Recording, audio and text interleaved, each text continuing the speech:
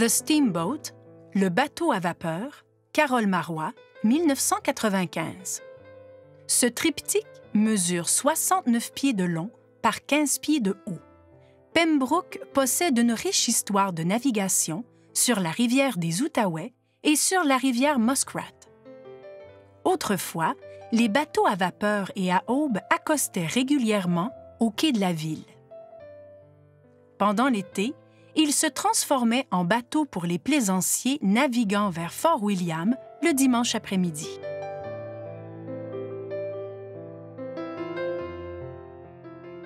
À l'arrière-plan, le majestueux rocher à l'oiseau, aussi appelé Oiseau-Roc, domine la Seine.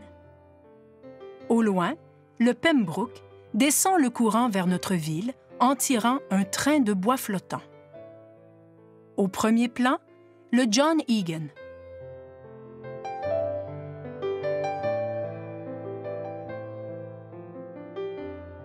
Depuis la barre de son bateau, le capitaine Murphy nous sourit.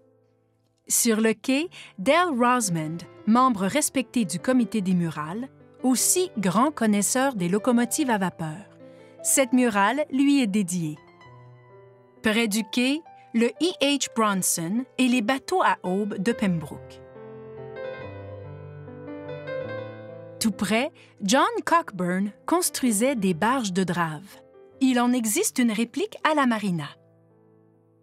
En attendant d'être transportés vers les scieries ou d'aller faire de la drave sur la rivière, les bûcherons dormaient à l'Hôtel, une bâtisse près des quais.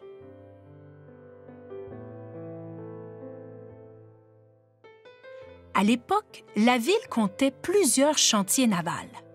La cale sèche, au premier plan, le Alex Fraser, en réparation, et les rampes utilisées pour remettre les bateaux à l'eau. L'été, plusieurs résidents de Pembroke traversaient la rivière des Outaouais à bord de ces bateaux pour se rendre à leur chalet.